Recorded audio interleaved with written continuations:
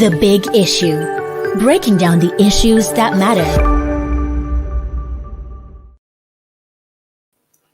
Hello, everyone. Welcome to Leadership Podcast.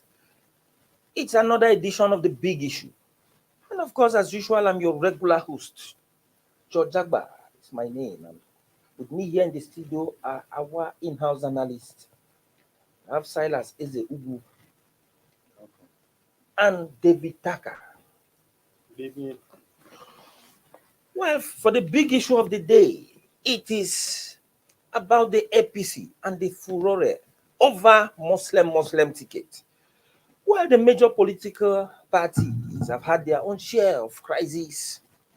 In the major opposition, People's Democratic Party, it has been the weakenization of the PDP that has left the party's presidential candidate, Atiku Abubakar, and lead the leadership of the party at crossroads.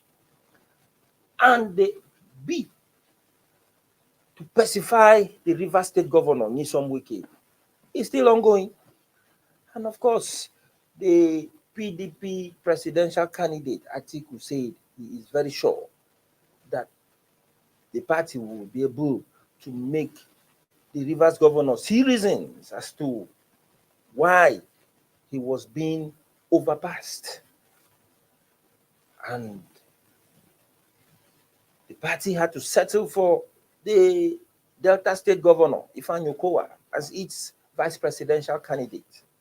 And of course, in the governing All Progressive Congress, while some of the issues that arose from the governorship and presidential primary elections are yet to be fully resolved, the party is now facing a fresh crisis. And of course, the latest wrangling in the APC is the choice of Kashim Shettima, former Borno State governor, as the running mate of the party's presidential candidate, Bola Tinubu.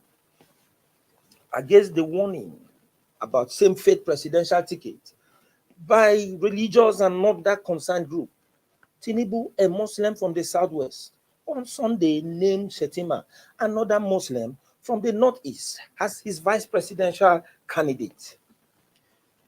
The former Lagos State governor justified his choice of Shettima, saying it was not based on religion or to please one community or the other, but to help him govern Nigeria effectively.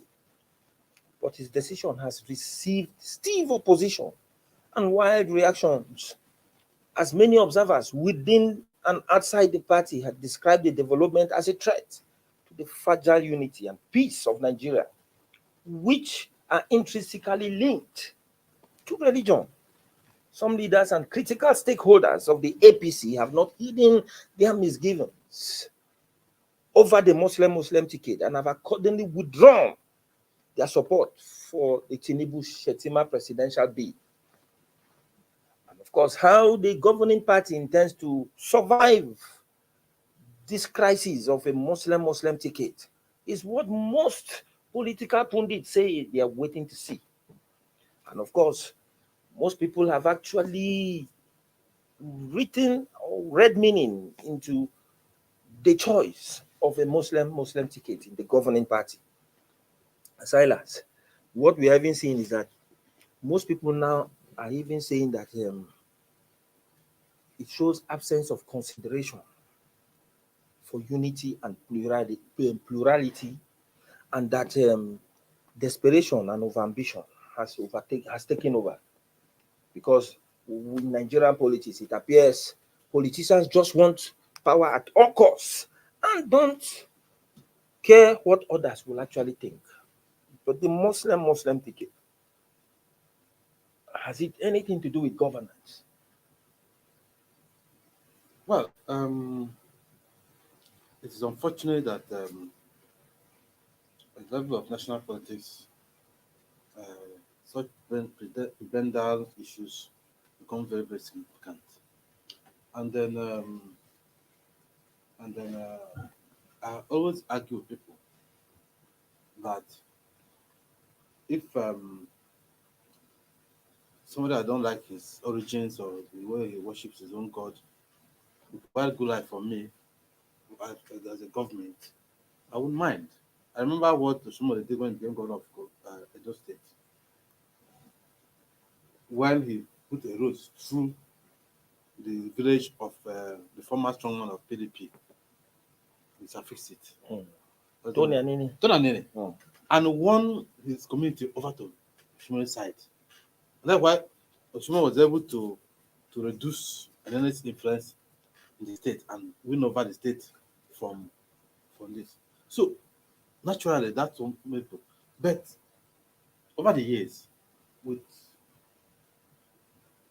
poor governance and the identity politics that has gone on, and the kind of suspicions generated by the insurgency, the banditry, the herdsmen ravaging of communities, and then the continuous prominence of one religion over the other, especially in the north. Okay, every northern Christian feels they are threatened species, the endangered species. However much you tell them that Boko Haram is not a Muslim agenda, when you check the activities of certain bandits, terrorists, herdsmen, and the kind of attacks they carry out, it's difficult to sell.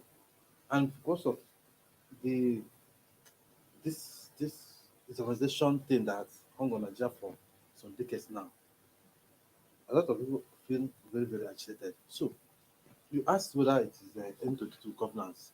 Honestly speaking, I would say it is not. Because right now we have a Muslim Christian ticket. That's Buhari, and a pastor and a professor of law. And the country has gone down the doldrums. I told them we were there.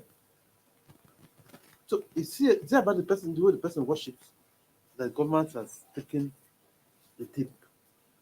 No, it is because the government we've had has been incompetent, selfish, corrupt-ridden, and clueless. And it's because these things are happening, and that's why issues of religion begins to play on. Otherwise, if Buhari, if for instance, if Abiola and Tinubu had gone companies and vice, and Nigeria had done so well under them, nobody talking about kind of the way they worship. But because government has failed, we're looking at every reason to cut at something, and the identity politics that's come in, especially in the last 7 years, with Buhari's, manner of appointments, favoring one region and one religion against them, with all the people screaming real murder, he just ignored them. That failure to respect diversity has entered Nigerian's brain, and right now they're seeing that same trait in the Tinubu. If you also fails to understand that diversity from one set, imagine what to do when against them.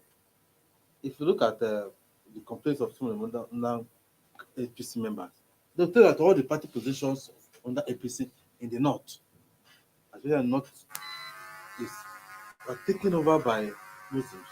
Even the ones that argue should come to them, they mention this running rate now as going behind to corner it to a fellow Muslim, as if there's an agenda to make sure that Christians don't come to the table. So that's why it feel that the stringent cause against this ticket coming mostly from northern Christians, because they know what it preaches them, and they're the one that suffers the what most from what they feel is a gang up against them. So whether it comes to governance, no. Look at 805, for instance. He's doing wonders in terms of infrastructure in Kaduna. But to tell you that he also had something to do with it, you cannot do anything out entirely. Is that even with all the work he's doing, there has not been peace in Kaduna since he became governor. People can go to Kaduna by road, by rail, and by air safely. If you manage to pass through, you thank God for it. So maybe that's part of the mix. But let me now so that you can ask the question. The country is so much divided on the basis of religion and religion. You can only ignore these factors making choices at national level to their own peril. Well, thank you very much, Silas. David, you heard what Silas said, and of course, Tinubu, in presenting the former Borno governor Shettima, argued that he prioritized national growth and development above religious sentiment. And of course, in his word, he said, I made this choice because I believe this is the man who can help me bring the best governance to all Nigerians. Period. Regardless of their religious affiliation, consideration of ethnicity or region. And of course, in that respect, he also said that he invoked the spirit of June 12. And in saying that, Tinubu said the spirit of 1993 is upon us again in 2023. Is that not justifiable enough? He's not care. He's not about religious sentiment. He's about what is best for the country. He's not being sincere. For him to even choose that, he was being selfish. I'm sure he felt choosing a northern Christian. It's likely that he didn't northern electorates will not vote for him. He didn't see any competent that's the fact. person among the that's number one. That's northern number one Christians. You cannot tell me there's no Christian that is competent in the north to deputize the Tinubu. It's not possible. So first, he is lying to Nigerians and lying to himself, because Nigeria has gone beyond you coming to say, I chose this person because of his competence, what he can bring to the table. It's not limited to just that person. He's not the only person in the north that is competent. Now, issue of religion would not have been an issue if we had good governance, like you said. Now, we've placed religion above our laws. In fact, the religion is now far above the constitutional right that the Constitution has given us. It happened here in Sokoto and all these other places. What has happened? Have we gotten justice? Somebody was killed here the woman was killed here for preaching in Kubwa. No justice. A woman was lynched in Kano. No justice. I think this girl in Sokoto, Deborah in Sokoto, no justice. Over blasphemy. Good. So all the blasphemous things they are saying, we have laws of the land that govern all these things. Why should religion be above those laws? If the other religion cannot tolerate the other one, how do you not expect the other to? If you say this other one cannot vote this person because he's a Christian, why should the other person vote this one because he's a Muslim? I think that's where they are. David, you have a very valid point. But before you continue, let's just quickly take a short break. And of course, it is very important because we hope that by the time we come back, our viewers would actually contribute constructively to the conversation on the big issue. And don't forget, this is an issue that borders on the polity, borders on governance, and borders on the unity of the country. And between every stubborn defense of position and fearless discussion, there is a nexus of understanding, and that nexus is that Nigeria must be kept as one. Don't go offline. We'll be back in a moment.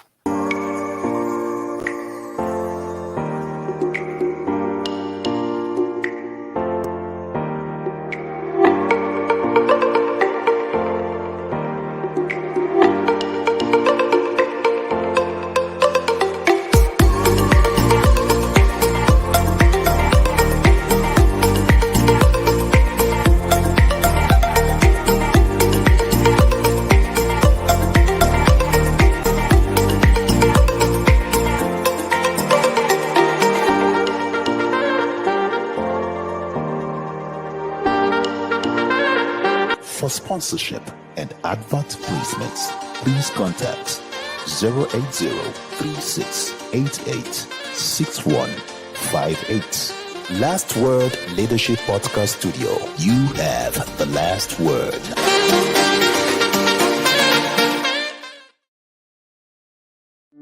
The Big Issue. Breaking down the issues that matter. Welcome back.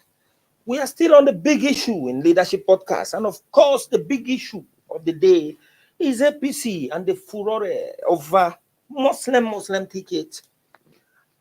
David, you were saying something, and of course, you said something that sounded that like the sentiment out there now is that we can win the elections without you, especially by other means other than by open ballot. Exactly. And it is a crucial affirmation of supposed superiority complex that only one region determines electoral victory. Yes. That the presidential candidate of the APC is not acceptable to northern Muslim because he's a Muslim South.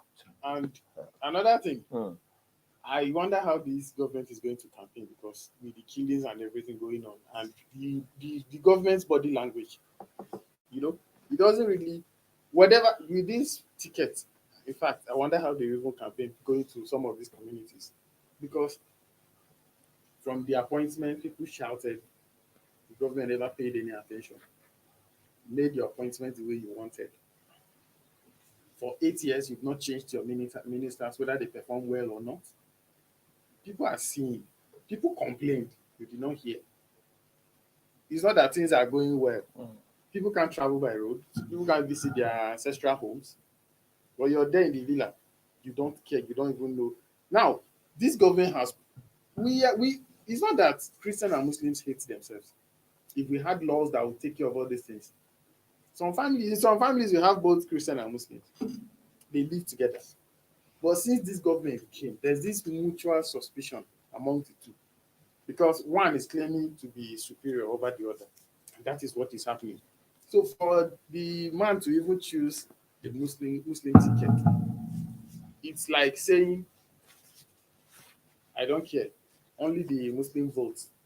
Joined with other decisions, I can win my election. Not knowing that Nigerians have seen that El-Rufai tested the grounds with Muslim tickets in Kaduna. And whether people like it or not, they've repeated the same thing in the next election. If APC should succeed with this one, there is every likelihood of maybe the next one, maybe Muslim and maybe Northern Muslim and Northern VP. Well, and if their vote can determine the election, why not? But the good thing is, this is not the only. There are alternatives. There are alternatives for other political parties with Muslim, Christian, Muslims that has tried to accommodate our diversities. So if we are crying over all these things, at the end, when I look at all these things and I say, we have other alternatives. We can reject the entire APC. At least the obedience are there. It's not just, I'm not advertising them, but we can, there. yes, but we can go through the ballot. The NNPP. When we go to the ballot, we cannot protest.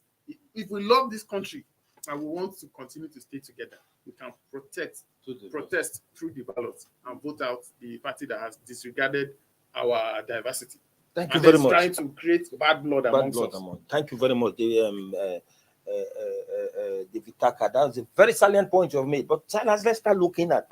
David said something about Nigeria, where you have a marriage of a big mixed bag of interreligious marriage, and but now even among families there is that growing suspicion among people of the faith. But the presidential candidate of the APC, Ahmed Tinubu, it was not even him. The governors, the national chairman of the APC made the point in defense of Tinubu. The national chairman of the APC said it was an act of God. That God knows why. Although somebody has said that it's even an act of God that Nigerians are protesting too. But meanwhile, Katsina State Governor now said Tinubu's wife, a senior pastor in Redeemed Church, is a Christian, and that Tinubu's wife will be an unofficial vice president. Where is that done? Representing Christians in Aso Rock. Don't you think that point is valid enough? That the wife of the president that will be referred after 2023 election as the first lady is a Christian? Let me go far. Is that not justifiable? Ask him himself that spoke like that. How many times does his wife come to council to take decisions with that affect the governments of Katsina State. But he has a very strong way of influencing the husband in the other room. In the other room. No. The thing ends in the other room. After all, anything that has to be in the other room though has nothing Why has to do told with us? state affairs. Buhari told us that the wife had nothing to do apart from something in the other room. So Buhari has told us why the other room is and why the wife the way those people speak, you know that they have nothing, no good intention. Anyway, the thing they is, don't care what happens. Their own is victory. well, see, but it shouldn't be. No, listen. You have to look at it from Bola Tinubu's point of view. This man, you can see all the battle he fought to come to this ballot. And he said he was there to fight death. To him, is life or death. Now, and he feels that anything he needs to do to get the presidency, he's ready to do that. Of course, that's what I said. He has been, and then when you go to political contest, let me even play the devil's advocate a bit. When you go to political contest, the priority is to win. Okay? That's the primary thing. But listen, when you win, you need to govern over society. Listen, at least you have to win in order to face the consequences of winning. But if you didn't win at all, you're nowhere. So, as somebody who has had a lot of political success in the last, decades and trying to enthroning a government, helping the Buhari to come to power and enthroning APC, removing PDP from the scene, from the presidency, you can give him a fair that has fought a long battle. And he's seen it, just like Buhari saw that last time, that possibly this is my last chance of coming here. So he will do everything possible, to get there. And he feels the possibility that this ticket will get him there. That's why he's going for it. Now, you said something there that he's saying his competence, that's a lie. That's a lie. Everybody knows that he thinks that the migrants of Christian Muslim favors him. But that could also be a lie too. Because we are now thinking that the election, the people of this side will vote this way and vote that way. It cannot mean that. A lot of things have changed since Buhari came to power. And already, there's an article on the ballot. It's from the north, it's a Muslim. He will take Muslim votes. It's also from the northeast, where Shettima is coming from. There is Kwankwaso and his Kwankwaso movement in Kano and Northwest. So that will also take Muslim votes from there. A big chunk of it. In fact, if you look at the whole demographic, it's the only person from the Northwest on the ballot. Buhari has ruled Yaradua and now. If Buhari goes down, in the other parties, there's no other, apart from P2B's that time I heard from Kaduna, it's only Kwankwaso that's on the ballot as a presidential candidate. So that no will not take vote from the northwest. So even that thinking will change. Then you look at the middle belt Muslims, they're also there. And you do not know whether they are going to be comfortable with the situation. So even that calculation is suspect. But I'm sure that as the political strategists of old, you must have sat down and looked at all the indices and feel that this is the best way to win. Like you said something, the alternatives. If Obi had not left, and Koko had not left, and we are now left with this PDP, two sides of the same coin. I'm sure by now most people will have been deflated in Nigeria they would have been in despair.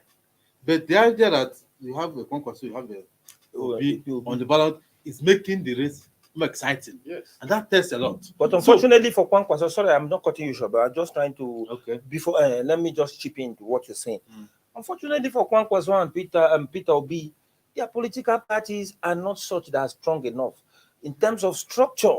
That is why most people fear that even in spite of the popularity Obi is garnering on the social media, it might not translate to physical votes for him in the 20, because most people have said that election is not done on the social media. Okay, now let me that they say obedience will soon become turned to disobedience. Listen, By the time the chips are They are done, even calling it 2023. obituary. but Obituary, thank they you. want it- You know, they are getting It's it wrong. okay.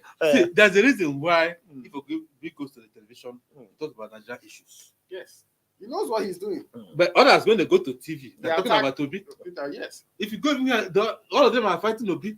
Why? Because he has become the most potent danger to their own aspirations. That's why even talking about He's Obi. only telling Nigerians what he has to offer. You know, so one, if you see if you notice, it was after the presidential primaries of APC and PDP, and the Obi now picked the vote ticket that people started going to register. Are those going to register? The youths Are they and social youths. media? The Huh? youths are not going to register. They already They want social. to They get already it. so They want youths to get already PVC. dominate the political voting numbers. We had already in the 80 million. The 10 million now that registered again now mostly are also youth. The new ones who are registered are also youth, and most of the people who are obedient are youth. And those social media people are they the ones going to vote, fighting, demanding their rights, and getting INEC to postpone? Are those ones social media? That social media, according to Obi's running mate, data man, that they're going to translate to fiscal people and are going to vote. So the issue is that, like, a rational way is that, look, if you don't like, no need to fight over losing the ticket, the precinct ticket. On the day of election, go and vote. Don't fight anybody.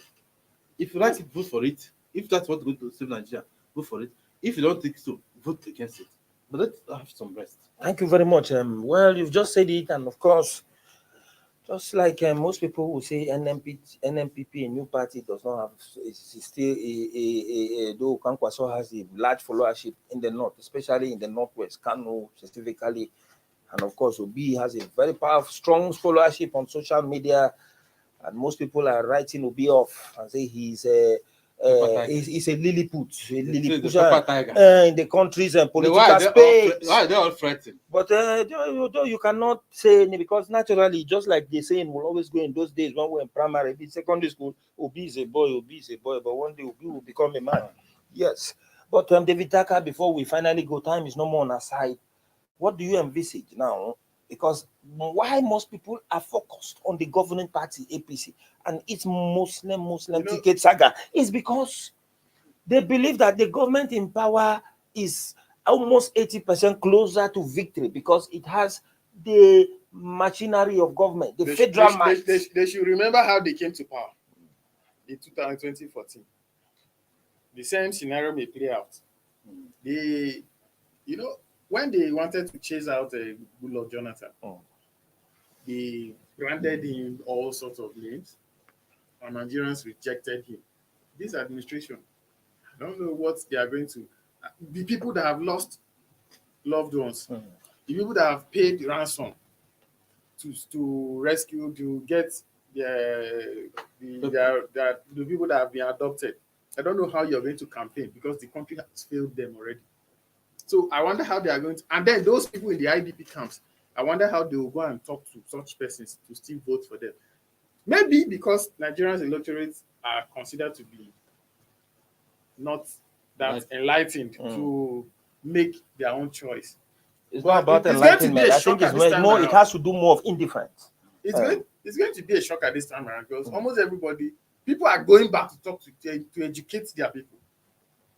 Let them understand who has failed. Silence. If you see whatever condition you are in now, people will let you know this time around who has failed to make a better condition for you. You know, so with all these things, even the people in the villages that you think don't know what is what, they go to the market. They know they go to the market. They know what was and what is now. So and two, among the Latin ones, who brought Buhari? It's not Tinubu. He branded him and then sold him to if you look at what he said about Tinubu in the past about Buhari, he described Buhari as what Buhari is. We all know now, but he still backed him up to become president so that he can, through his shadow, become his own president. So he was ready to sacrifice Nigeria to Buhari just to achieve his own. People know that, and people still talking about NSAS and the role he played or his right to play. You see, the issue is that my fear is INEC going to be fair? Would that allow them That to is do their it. work or work independently? And then I don't know.